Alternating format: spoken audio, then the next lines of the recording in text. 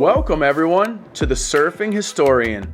I'm your host, Jason Old, historian, surfer, and world traveler.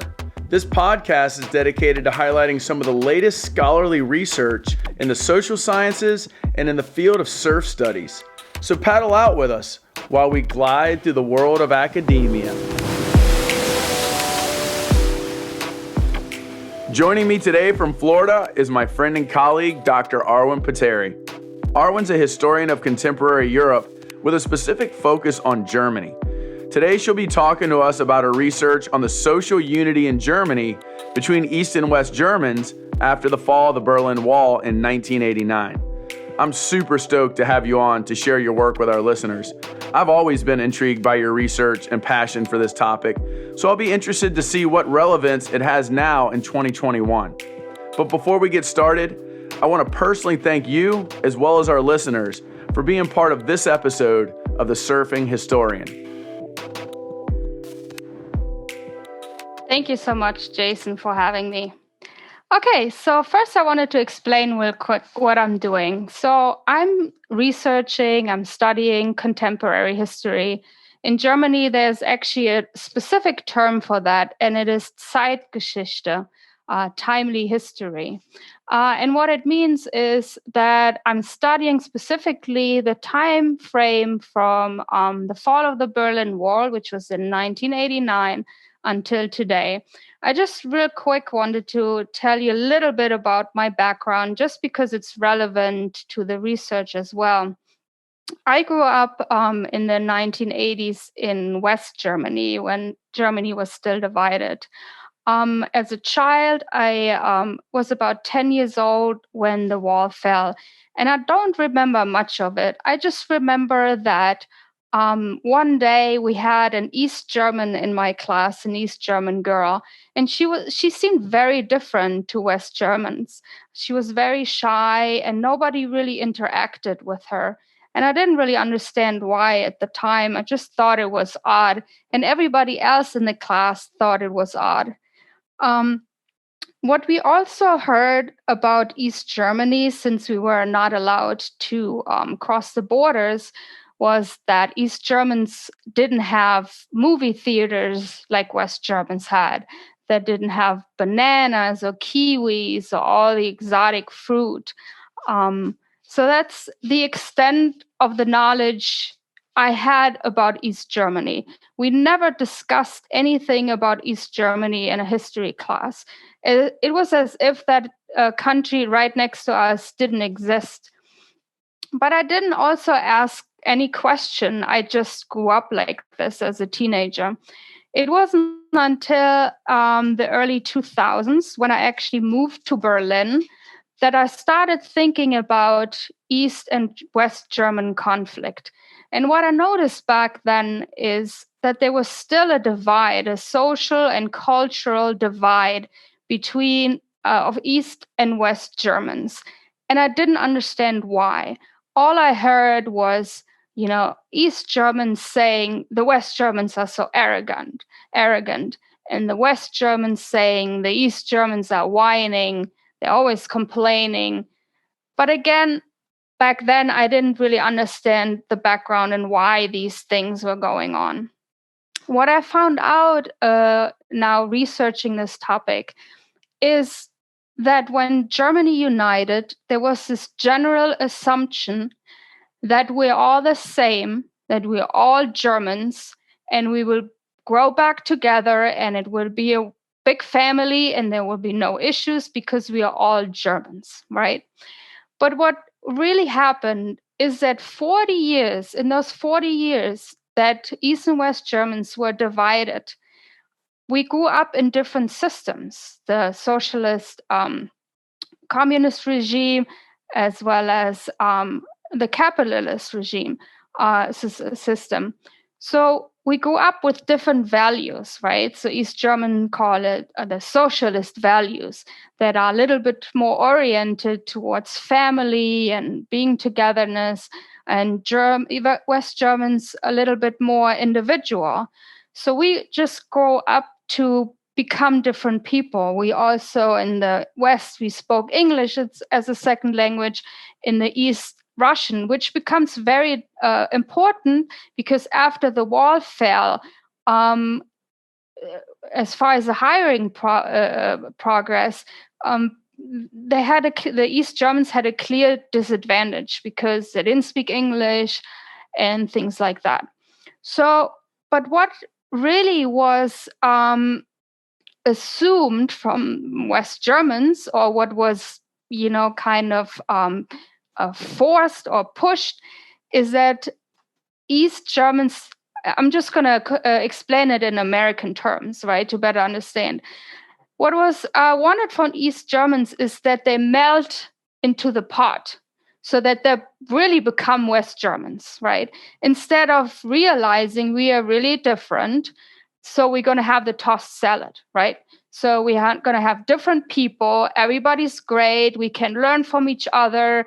We can enjoy each other's art, for example, because art also was or is different. They have different literature and so forth.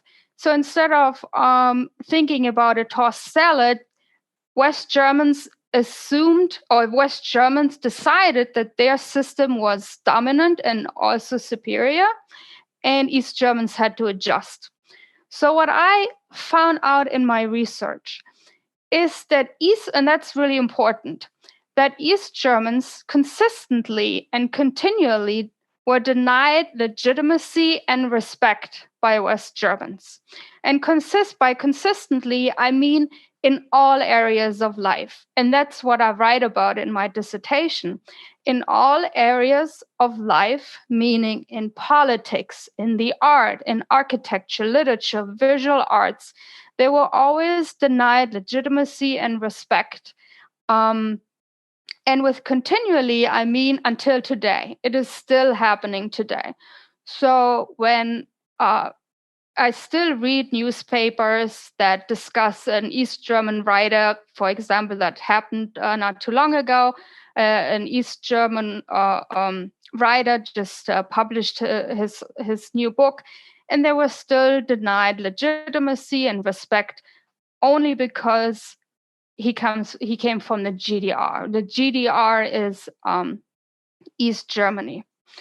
So I really wanted to point these out with specific examples, so that you cannot deny it anymore. You cannot say, well, maybe, this is an exaggeration, maybe it's subjective. This is why I looked at politics, I looked at literature, at architecture. In all these fields, you can see that the dominant West German always denied the respect to the East Germans. So what I first start to discuss is in politics. When during unification, or shortly before unification, East and West German politics drew up a unification treaty. So basically saying, how is Germany, East and West Germany, going to grow together, right? So East Germans had specific laws, and I discussed two laws, the laws of abortion and the law of homosexuality, that were more progressive than the West. Seen in Western standards, right? For example, they allowed homosexuality, they allowed abortions and up to 3 months, whereas West Germany, compared to the US, to France, and other countries who also allowed this, did not. So when the Unification Treaty was drawn up, the East Germans said, these two laws are very important to us. This is progressive, and we want to keep those laws. So we would like to, but they also said, we would like to have a treaty where we agree on. We don't want to have different laws. We want to discuss our laws, and we would like to agree upon them. This didn't happen. West Germany decided, we do not like these laws, but we know you are very particular. You want these laws to remain in place. So what we will do is you keep your laws in East Germany and we keep our laws in West Germany. So, and that was discussed, decided in the Unification Treaty. Now, a few years later, then West Germany's adopted those laws, right? So then all Germany had those. But first they, denied those laws. East Germany also asked for a new flag. So West Germany had a flag, East Germany had a flag. And then East Germans asked, let's have a new flag, completely new symbol. That was also denied. The West German flag was kept. Another example is the national anthem. East Germans asked, can we have a national anthem that is a combination of the both of us? So first stanza is West German, second East German, or something like that. That was also denied, and we actually kept the West German national anthem. Now, and I'm not the only one who says that. We have actually discussed it with my German colleagues. The East German national anthem is beautiful, is extremely, and you can Google this. Google the West German national anthem and Google the East German national anthem. The East German national anthem is so beautiful and absolutely better than West German. Also, when you study the lyrics of the East German, it is really more fitting to unification than the West. So, but I'll let you Google that and I'll let you decide that. But the bottom line is, instead of combining things, really working towards unity, they were just denied. Whatever their important wishes, they were denied. And we know that, especially in the United States, you know that symbols are important. A flag is important. A national anthem is important. So this is very important because what the politicians did, I think, so the politicians as well as the media, that set a tone to all Germans, right? So the politicians already set the tone that East German things, laws, symbols are not good enough for us, right? So we're not going to keep them in a unified Germany. But what also is important, and I discuss it in detail, is the narrative. When you listen to speeches, West German politicians, they clearly say that our system, ours, West German system, is superior, and you are allowed to join us. What a great, what a great way to welcoming a new friend, saying that everything you had was bad, so now you're coming to the great side, right? So so I discussed specific speeches where you can see that there was no respect, and there was not the idea that anything from anything good came out of East Germany, right? The second problem in politics was that East German politicians, many of them, and I specifically discuss 2 or 3 in my dissertation, were accused of having worked for the Stasi. Now, the Stasi was the East German secret police, right? That spied on people, tortured people, and we all agree was not doing great practices, right? And also, I'm not denying that East Germans were not part of this Stasi. Many were part of this Stasi, but not everybody, right? However, an accusation to have worked for the Stasi was enough to ruin somebody's career. And that's a problem.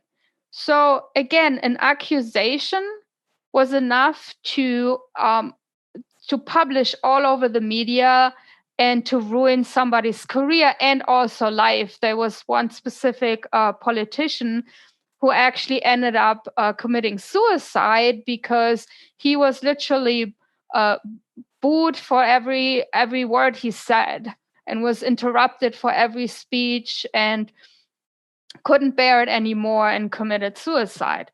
So that happened to all of the politicians, to the important politicians, that they had this Stasi accusation that until today, there's most of them actually ended up, quitting because you couldn't recover from it, right? There's one famous example. His name is Gregor Gysi, who he never gave up and remained in politics. But until today, so many years after the fall of the wall, there's still Stasi accusations that come up every so and so many years. I mean, it's almost comical because he has proven so many times over and over again that he was not knowingly involved. And these accusations come up every so and so often. So that was a problem. So in the politics, there was the problem first during the Unification Treaty that just a lot of the symbols and also East German accomplishments were just not respected and just not integrated into the unified Germany. And then all the East German politics that were trying to remain in power to also integrate some policies were ruined because of Stasi accusation. And Gregor Gysi until today is fighting for East Germans to adjust the wages to Western standard, because the salary is still below Western standards, even until today. Talking a little bit even more about your childhood and your experience with your classmate, as somebody who grew up in the United States at this time, you and I are about the same age. And so I remember my understanding of what was going on in Germany at the time, East-West Germany, was actually sort of filtered through the lens of soccer. And, that may seem a little odd, but it's not odd at all, actually.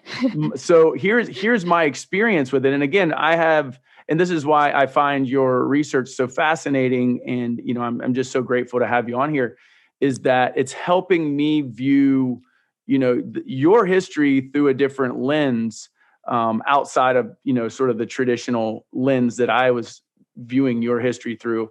And, so the point of this is, I remember the World Cup was in Italy in 1990. And, as you know, obviously, the Germany had, again, correct me if I'm wrong, the wall had fallen, November 1989, and, Germany was united. And so the reason I'm giving this story is because, as a kid growing up, watching soccer, obsessing over the World Cup, I remember getting this shirt, and I remember this shirt vividly, like it's as if it's in my closet right now, and it had all the flags of the teams that were in the World Cup. I remember seeing the flag, and I think the flag that was in Italy 90, or the team that was in Italy 90, was West Germany, because it qualified as West Germany. Yes. So in the following World Cup 1994, I believe, was in the United States.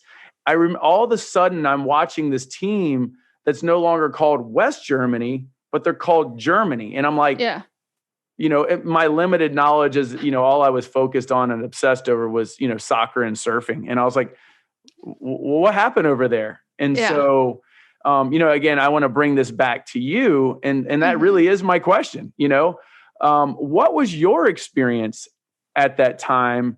Because, your research really ties into this time period. Sort of, and again, like a cultural and social history, like what was your experience at that time? Yeah, so my experience, as I said, in school, there was no discussion, as if the country didn't exist, East Germany. However, in the media, and we are all influenced, especially as a young adult or as a teenager, we watch a lot of movies. There were a lot of movies that were actually making fun of East Germans. And I'm thinking specifically, and I remember specifically a movie that is called Go Trabi Go.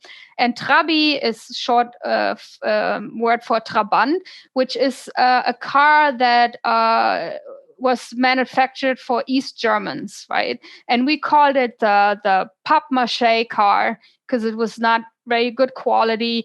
And you had to wait, I think, about 8 years after ordering it to get the car. And it looks like a little driving box.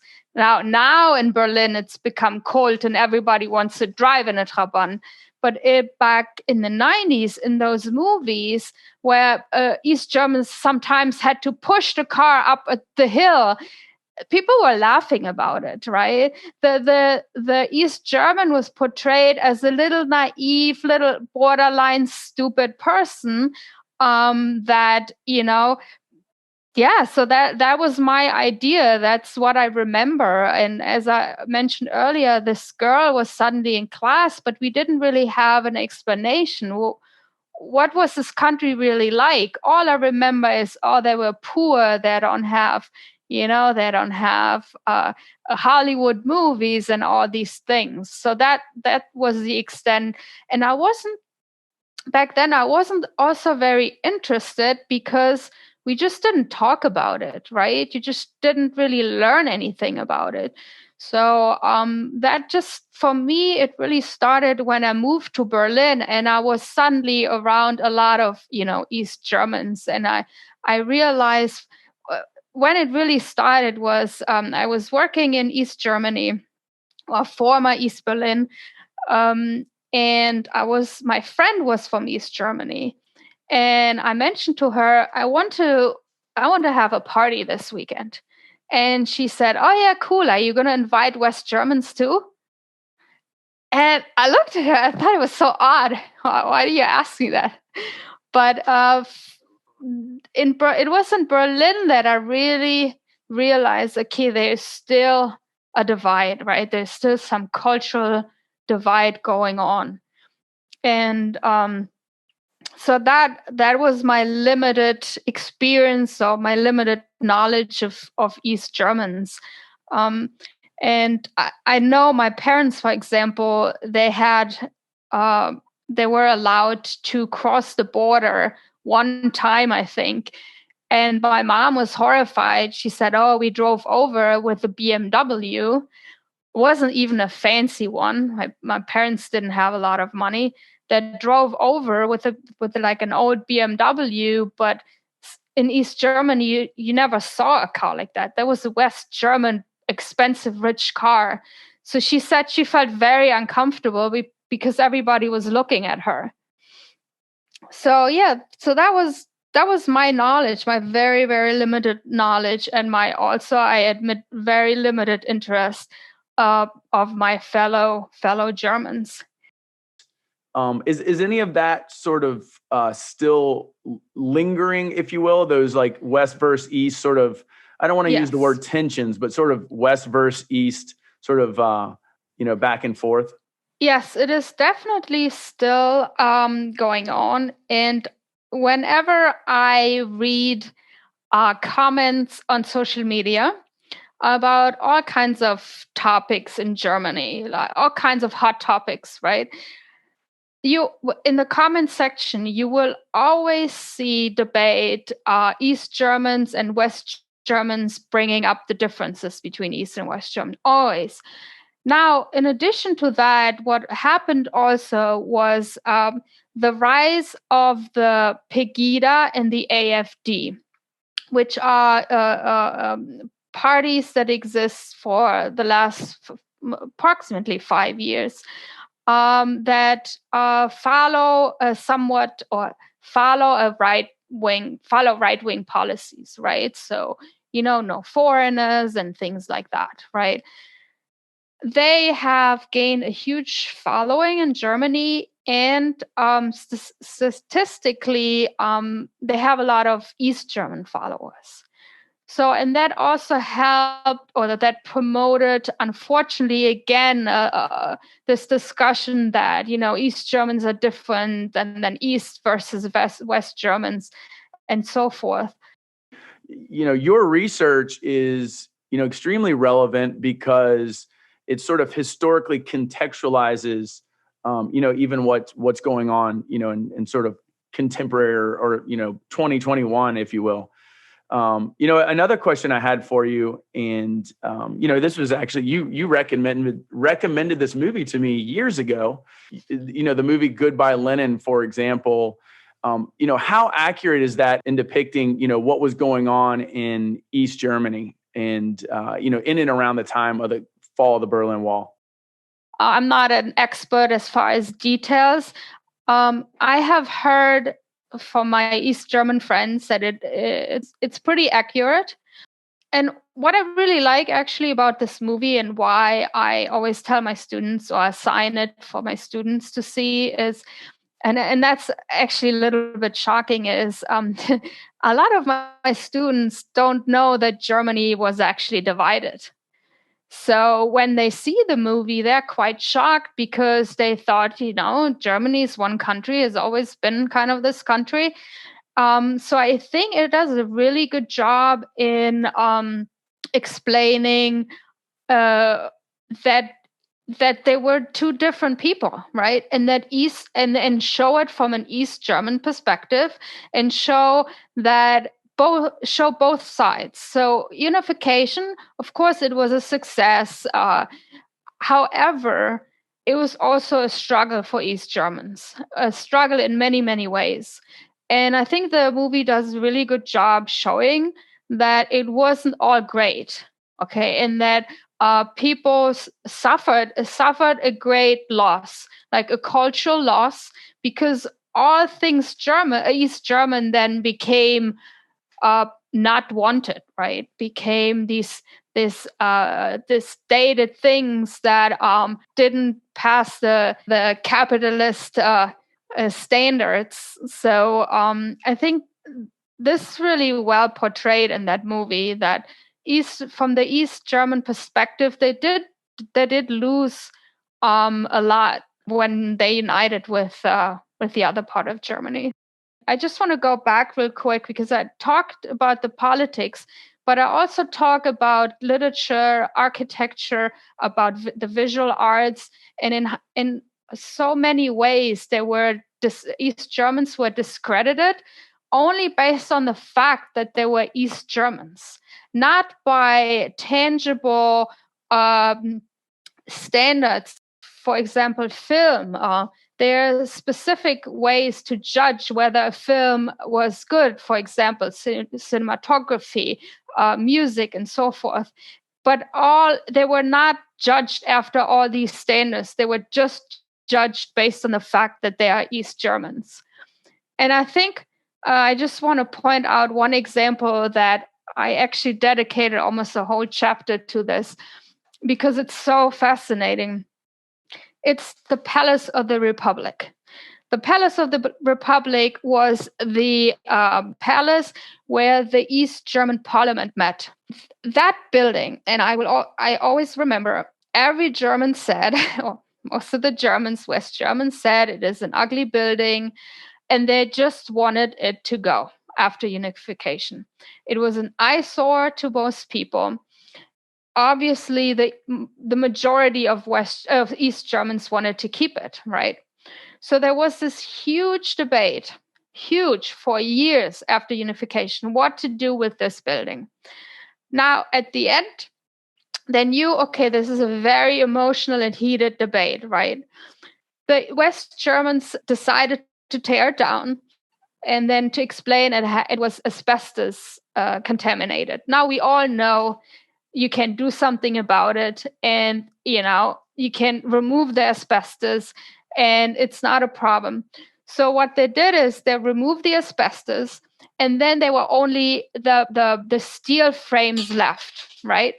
And this is how I, in 2001, saw this building for the first time when I moved to Berlin. It was just steel. And I thought, yes, that is true. That is the ugliest building I've ever seen. And I agreed this has to go. And I went inside too. There was an exhibition that I will never forget, the Chinese Terracotta Army. So anyways, I went in there. I thought, yes, I agree, it needs to go. And then eventually they tore it down. Now, this is actually really fascinating.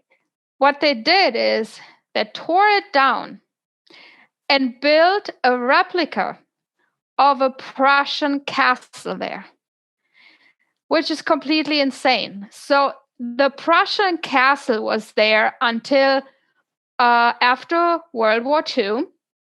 It was bombed and everything, but it could have been rebuilt. But then it was on the East German side. So the East Germans decided we're going to bomb it and we're going to build something else.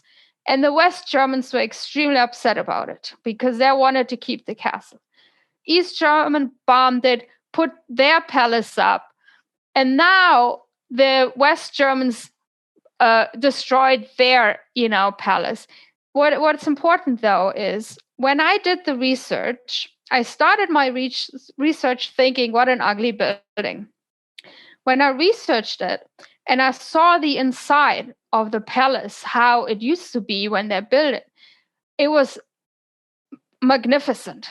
It was absolutely, it was so incredible. I was shocked.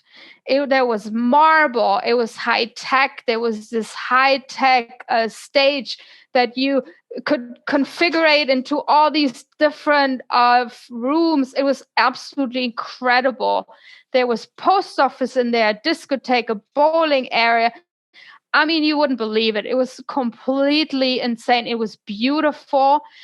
And when I saw that, I was also angry because I thought, as a German, I feel robbed of my culture because that could have been part of my culture as well.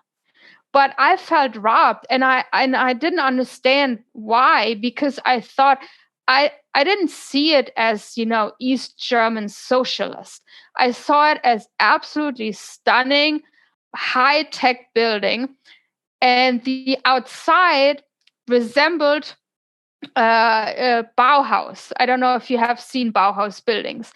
Bauhaus, you can Google this too. Bauhaus buildings are extremely popular. They're very simple structure, simple design, right? Usually glass, steel, nothing, no decoration. So really, like nowadays, you would say minimalist, nice, modern building. So if you study Bauhaus, this could have totally been a Bauhaus building. And Bauhaus is so popular. They have Bauhaus architecture in Israel. They do Bauhaus tours now. So to me, it was completely crazy. It's like, wait a minute. Why is Bauhaus as an art, as architecture, so popular? And then a building, an East German building that completely resembles it, it was so hated. So that's what I discuss, is that no East German accomplishment in the arts, in the politics, was really embraced. So everything East German was just considered as, it just needs to go. I think a year or 2 years ago, I picked up a Spiegel magazine, which is, Spiegel is like, I don't know, New York Times or something. So it's, everybody in Germany knows this newspaper, this magazine. And I picked up an article, a magazine at the airport, I think it was last year, 2 years ago, with an article just about the problems East Germans still face today, and that lack of respect that is still lasting today. And that's what I wish is that more people are talking about East German accomplishments and more people point things out like this, so that we can still embrace this culture because it's still there. What really got you into this? What really inspired you or compelled you to tell this story? And because it is a story that, for me, I've never heard. And, I don't know, how many other historians are writing on this. It seems pretty unique. And so what really compelled you to do this work? The more I studied it, the more I realized that it was a great injustice that was done. And this really bothered me. And I can't tell you why. I cannot tell you why it bothered me. It just bothers me. And the fact that it's still going on. For example, the first German in space was an East German. Okay, Jen. His name was Jen, and you rarely hear about him in Germany. You do, but just not much. And you wonder, it's the first German in space, right? You might think that there's more, more talk about him. And even a few years ago or last year, I'm not sure, it was, I think, his 80th birthday or things like that. People ask there was a conference with the German Regierung, the German government, and they were asking, okay, so our first German in space just celebrated his 80th birthday, and I think it was the 80th, and I hope it really was, but I'm not 100% sure. And they said to these politicians, and we have heard nothing from the government, like no official statement of his accomplishments and something. And the reply was just simply, well, we did say something.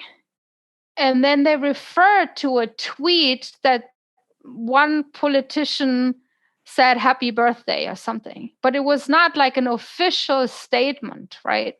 The people were also asking, why is there no statue for this man? Why is there just nothing? And you just hear it all the time. And everything that I study, there are just more and more examples that I discovered is when West Germans really deny respect in all fields. You've made your point pretty clear that, starting with the reunification process, there's been a certain air, and again, correct me if I'm wrong, like a certain air of superiority on the part of the West Germans regarding the East Germans and their way of life, their sort of social structures and ideology. And and you've certainly, it's a really interesting work. And so I guess my last question for you is, we've talked about, for example, this individual, the first German, but East German to go into space. We've talked a little bit about sports. You've talked, about the arts, and I'd like to give you an opportunity to, really sort of highlight any of these East German writers, movies, artists, or anyone you'd like to, for example, in your research, you came across individuals and maybe you're scratching your head like, well, why did I never learn about, artist X, for example, growing up in Germany? And so I thought I would, provide you a space to sort of highlight, or not promote, but highlight some things that were East German that never made it into the quote unquote mainstream of unified Germany. I discuss many musicians and painters and writers, but the one I'm going to just mention here, because it's really one of it's the most famous really writer in East Germany. It's Christa Wolf. She actually also writes about the time when the wall just came up, right? When the wall was just built, and she discusses a couple that splits, and one goes to the west, and the other one is in limbo and doesn't know if she should follow the one to West Germany or not. okay, I don't want to tell everything because it's really interesting, but I think it's really interesting because it explains the thoughts why people decided, and I think, okay, I didn't mention that, and I think that's also very important, right? Is that East Germans and East Germany was always portrayed as this gray place where people just wanted to, flee from. But most of East Germans really loved it there and really believed in socialism and were trying really hard to create a fair socialist state, and also disagreed with a lot of things that the government did, and was trying to make changes in the system. And when Germany, when the wall fell, the idea was that East Germany should remain, but with a more as a fairer system, right? But they didn't want to leave most of the East Germans. They wanted to remain in their country and keep their country. And that's in Christa Wolf's book is really interesting because she explains the reasons why this person believed in socialism and believed in this country. So I think she's great. As far as art, the art form was socialist realism. So you can Google that.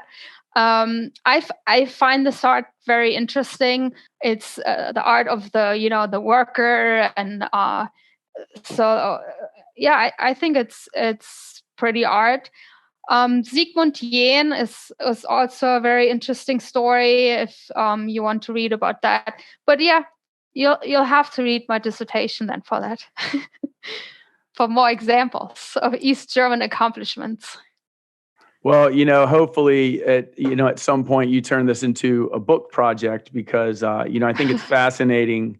And, I just want to thank you, Arwen, just for taking the time and sharing with all of us, about something you're extremely passionate about. And, I find it extremely fascinating, and I look forward to learning more because it's something that is again, I viewed Germany and the unification process through the lens of the United States at the time, and so I think I speak for a number of listeners, particularly those from the U.S. when we say thanks for helping us gain a different perspective. And so with that, I'm going to leave you with the last word. Well, I just want to thank you as well. Thank you for having me. Thank you for listening. I hope I didn't talk too much. I think you can tell I'm very passionate about this topic. And I really do think, I hope you all are going to Google the Palace of the Republic and Google the inside and see how magnificent it was. And thank you so much for having me. I really appreciate it. If you found the themes Arwen and I just discussed in this episode intriguing, particularly how East Germans were portrayed by West German politicians and media production, be sure to check out the next episode where my friend and colleague Michael Lasasso talks about his doctoral dissertation that he's titling The Big War on the Small Screen, Television, World War II, and the Cold War. Michael's research looks at how media production in the United States served to further fuel East-West Cold War anxieties between the United States and the Soviet Union. You won't want to miss this eye-opening episode. This has been another episode of The Surfing Historian. I'm your host, Jason Old. Be sure to share, like, and subscribe to never miss an episode. Again, thanks for listening, and until next time, stay stoked.